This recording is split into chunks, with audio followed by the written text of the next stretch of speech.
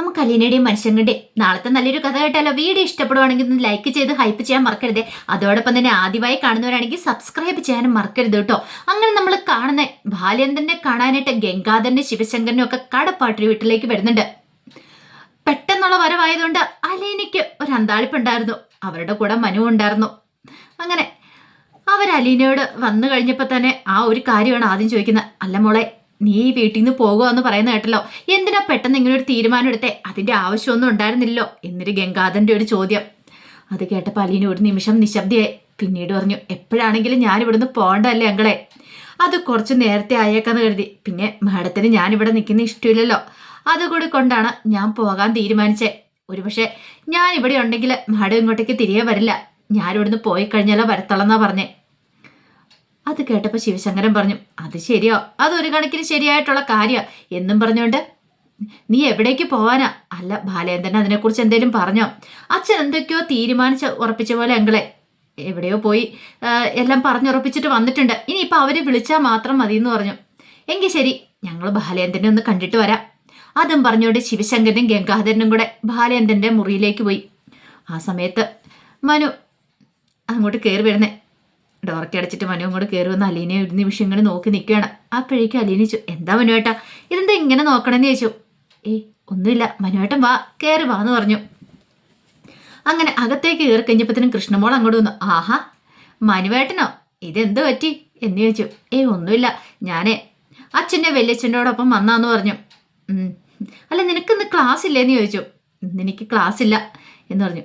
അപ്പം അതാണല്ലേ എന്ന് ചോദിച്ചു. അപ്പോഴേക്കും അലീന പറഞ്ഞൊരു കാര്യം ചെയ്യാം, നിങ്ങൾ സംസാരിക്കുക, ഞാൻ പോയി ചായ എടുക്കാന്ന് പറഞ്ഞു. അതും പറഞ്ഞ് അലീന അകത്തേക്ക് കയറിപ്പോയി.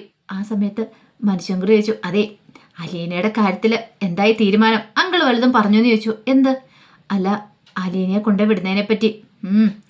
എവിടെയോ അലീന ചേച്ചിയെ കൊണ്ടേ വിടാനായിട്ട് അച്ഛൻ എല്ലാ കാര്യങ്ങളൊക്കെ സെറ്റാക്കിയിട്ടുണ്ടെന്ന് തോന്നേ. ഇനിയിപ്പോൾ അവിടുന്ന് വിളി വന്നാൽ മാത്രം മതി. ചേച്ചിക്ക് പോകാനുള്ള സ്ഥലവും കാര്യങ്ങളൊക്കെ അച്ഛൻ കണ്ടുപിടിച്ചിട്ടുണ്ട്. അല്ല എവിടെയാന്ന് വലുതും പറഞ്ഞോ? അതിനെക്കുറിച്ചൊന്നും പറഞ്ഞില്ല. എന്തോ കുളത്തൂപ്പുഴാന്ന് പറഞ്ഞൊരു സ്ഥലമാണെന്നങ്ങണ്ട് പറയുന്ന കേട്ടെ. പക്ഷെ കൂടുതലായിട്ടൊന്നും അച്ഛനൊന്നും പറഞ്ഞിട്ടില്ല. ഗോവർദ്ധനങ്ങളും അച്ഛനും കൂടെ 2-3 ദിവസം അതിന് വേണ്ടിയിട്ടുള്ള കറക്കത്തിലായിരുന്നു പറഞ്ഞു. അല്ല നിങ്ങൾ പറഞ്ഞില്ലേ അലീനയോട് പോവണ്ടെന്ന്? ഞങ്ങൾ മാക്സിമം പറഞ്ഞു നോക്കി മനുവേട്ട, എന്ത് ചെയ്യാനാ? ഇനിയിപ്പം അച്ഛൻ വരെ പറഞ്ഞു നോക്കി. പക്ഷെ അമ്മ ഇവിടേക്ക് വരണമെങ്കിൽ അലീന ചേച്ചി ഇവിടുന്ന് പോകണമെന്ന് പറഞ്ഞോണ്ടാ. ഇതെങ്ങനെയായി തീരുമെന്നറിയില്ല. ഒരു പക്ഷെ അലീന ചേച്ചി ഇവിടുന്ന് പോയിട്ടുണ്ടെങ്കിൽ ഉണ്ടല്ലോ, അച്ഛൻ്റെ സ്വഭാവം എന്താന്ന് പറയാൻ പറ്റില്ല. അതിനെക്കുറിച്ച് ഞങ്ങൾ എന്തേലും പറഞ്ഞോ? അച്ഛൻ്റെ മനസ്സിൽ എന്തൊക്കെയോ തീരുമാനങ്ങളുണ്ട് മനുവേട്ട. പക്ഷെ അച്ഛൻ അതൊന്നും തുറന്നു പറയണില്ല. ഇപ്പം അലീന ചേച്ചി ഉള്ളതുകൊണ്ടാണ് പറയാത്തേന്ന് തോന്നേ. ഒരു പക്ഷെ അലീന ചേച്ചിയെ കൊണ്ടേ വിട്ടതിന് ശേഷം ഇവിടെ എന്തൊക്കെ നടക്കണമെന്നൊന്നും പറയാൻ പറ്റില്ല. അലീന ചേച്ചി പോകാമെന്ന് ഓർക്കുമ്പോൾ എല്ലാവർക്കും വിഷമ. അല്ല മനുവേട്ടന് അറിയാലോ, ബബിതേച്ചിയാണെങ്കിലും രോഹിത്തേണ്ണാണെങ്കിലും ഇങ്ങനെ മാറിയത് അത് അലീന ചേച്ചി ഉള്ളതുകൊണ്ടല്ലേ. എങ്ങനെയായിരുന്നു രോഹിത്തേണ്ണും ബബിതേച്ചിയൊക്കെ ആദ്യമൊക്കെ അലീന ചേച്ചിയോട് പെരുമാറിക്കൊണ്ടിരുന്നേ? കണ്ണെടുത്താൽ കാണത്തില്ലായിരുന്നല്ലോ, എന്തൊക്കെ പ്രശ്നങ്ങൾ ഉണ്ടാക്കിയതാ. ഒടുവിൽ അലീന ചേച്ചി അവരെ എല്ലാം തൻ്റെ വരുത്തേക്ക് കൊണ്ടുവന്നില്ലേ? എന്നിട്ട് ഒടുവിൽ അലീന ചേച്ചി എല്ലാവരെയും ഒന്നാക്കിയിട്ട് അലീന ചേച്ചി ഇപ്പം പോവുക. അതെല്ലാം കേട്ട് ഞാൻ മനുവിന് ഭയങ്കര വിഷമമായി. അപ്പോഴേക്കും അലീന ചായക്കായിട്ട് വന്നു. ആഹാ ദേ ഈ ചായ കുടിച്ചുകൊണ്ട് എന്നെ സംസാരിക്കാനായിട്ട് പറഞ്ഞു. അതെ ഞാൻ അവർക്ക് ചായ കൊടുത്തിട്ട് വരാമെന്ന് പറഞ്ഞു. അങ്ങനെ അലീന അങ്ങോട്ട് കയറി ചെല്ലുവാണ്.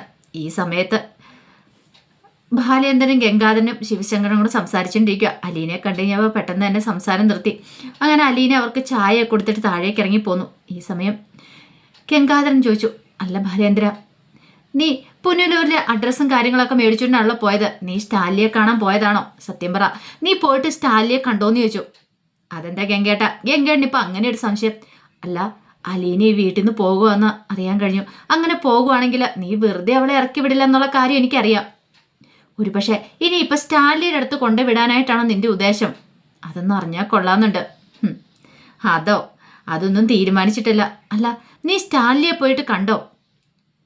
അത് കേട്ടപ്പോൾ ബാലേന്ദ്രൻ ഒരു നിമിഷം നിശബ്ദനായി. പിന്നീട് പറഞ്ഞു, ബാലേന്ദ്രൻ പറഞ്ഞു, കണ്ടു. കണ്ടോ? ഞാൻ കണ്ടു. എന്താ ഗംഗേട്ട ഒരു ഞെട്ടലെന്ന് ചോദിച്ചു. അത് പിന്നെ അയാൾ എന്തു പറഞ്ഞു? ഞങ്ങളെക്കുറിച്ചൊക്കെ എന്തേലും പറഞ്ഞോ? ഭയങ്കര ടെൻഷനാണ്. ആ സമയം ബാലേന്ദ്രൻ പറഞ്ഞു, അതൊന്നും ഓർത്തിട്ട് ഗംഗേട്ടൊന്നും ടെൻഷൻ അടിക്കണ്ട. ഞാൻ സ്റ്റാലിയോട് കാര്യങ്ങൾ പറഞ്ഞിട്ടുണ്ട്. ഇനി അയാൾ തീരുമാനിക്കണം എന്താ വേണ്ടതെന്ന്. ഞാൻ പറഞ്ഞിട്ടുണ്ട്, യെസ് ആണെങ്കിലും നോ ആണെങ്കിലും പെട്ടെന്ന് തന്നെ വിവരങ്ങളൊക്കെ അറിയിക്കണമെന്ന്. അല്ല ഞാനൊരു കാര്യം ചോദിച്ചോട്ടെ, അയാൾ അലീനയെ കൊണ്ടുപോകുന്ന നിനക്ക് ഉറപ്പുണ്ടോ ബാലേന്ദ്ര? ഉറപ്പോ? എനിക്കങ്ങനെ ഉറപ്പുമില്ല, ഒരു ഗ്യാരണ്ടിയും തരാൻ പറ്റില്ല. കാരണം പെട്ടെന്ന് ഒരു ദിവസം ചെന്നിട്ട് നിങ്ങളുടെ മകളാണ് അലീന, അവളെ സ്വീകരിക്കണമെന്ന് പറഞ്ഞാൽ ഇപ്പം ആരാണെങ്കിലും സ്വീകരിച്ചെന്ന് വരത്തില്ല. അതുപോലെ തന്നെയായിരിക്കും സ്റ്റാൻലിയും. പിന്നെ അയാൾക്ക് ചിലപ്പോൾ തോന്നുവാണെങ്കിൽ അയാൾ വിളിക്കും, നോക്കാം. അല്ല അല്ലെങ്കിൽ പിന്നെ എന്ത് ചെയ്യാനാ ബാലേന്ദ്രൻ്റെ തീരുമാനം? വേറെ എന്തെങ്കിലും പോംവഴി കണ്ടിട്ടുണ്ടോയെന്ന് ചോദിച്ചു. ഒരു പോംവഴി ഉണ്ട്. എന്ത്?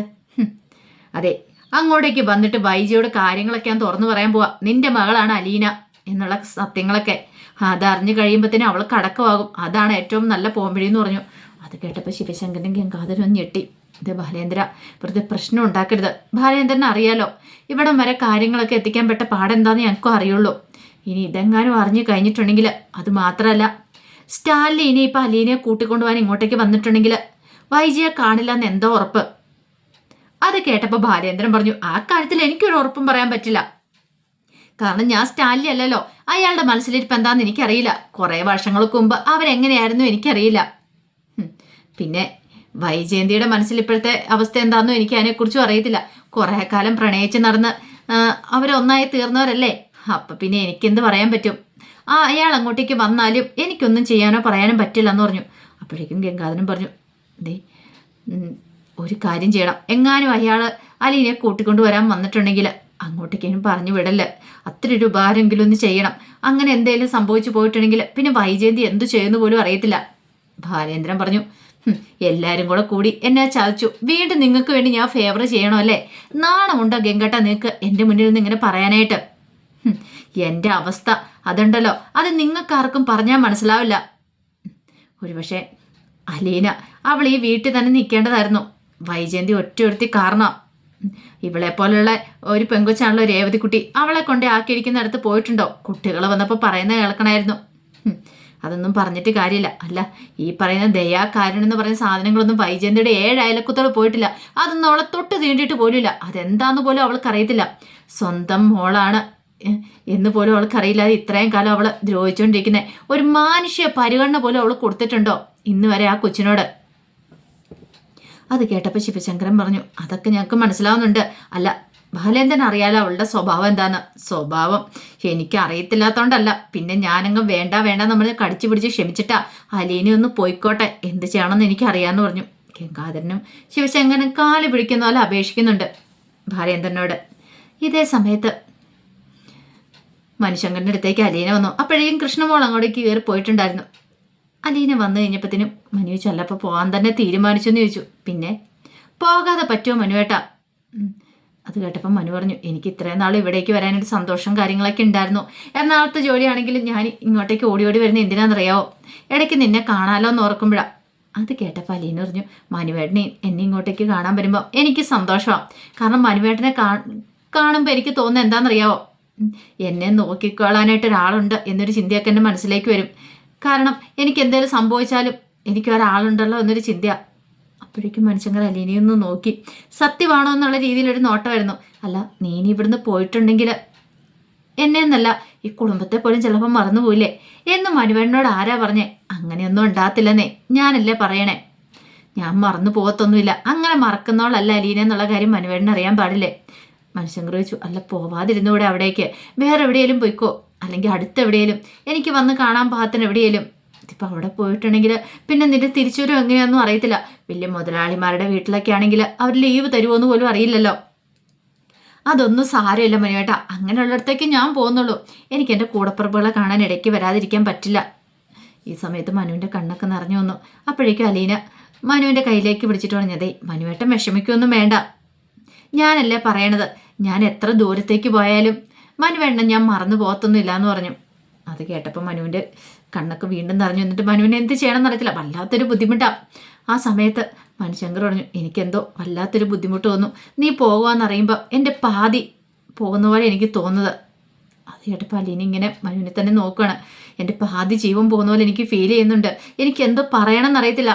നിന്നോട് എങ്ങനെ പറഞ്ഞ് എന്നോട് പിടിച്ചു നിർത്തണമെന്ന് പോലും അറിയത്തില്ല. നിന്നോട് ഞാനൊരു കാര്യം പറഞ്ഞിട്ടില്ലേ? ഒരുപക്ഷെ നിന്നെ ഞാൻ വിവാഹം കഴിക്കുമായിരുന്നെങ്കിൽ എനിക്ക് ധൈര്യത്തോടെ നിന്നോടൊപ്പം ജീവിക്കായിരുന്നു. നിന്നെ ഒരിടത്തേക്കും പറഞ്ഞുകൊണ്ട കാര്യമില്ലായിരുന്നു.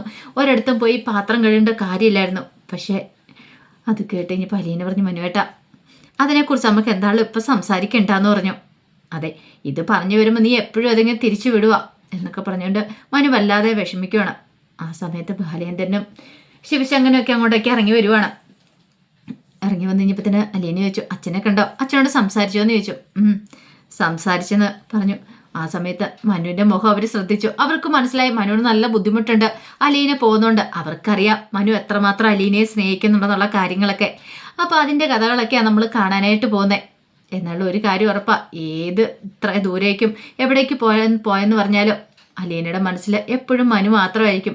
അതിപ്പോൾ പതിയെ പതിയെ മനുഷ്യൻ കണ്ട് മനസ്സിലായി തുടങ്ങിയിട്ടുണ്ട് അവൾ എത്രമാത്രം തന്നെ സ്നേഹിക്കുന്നുണ്ടെന്നുള്ളത്.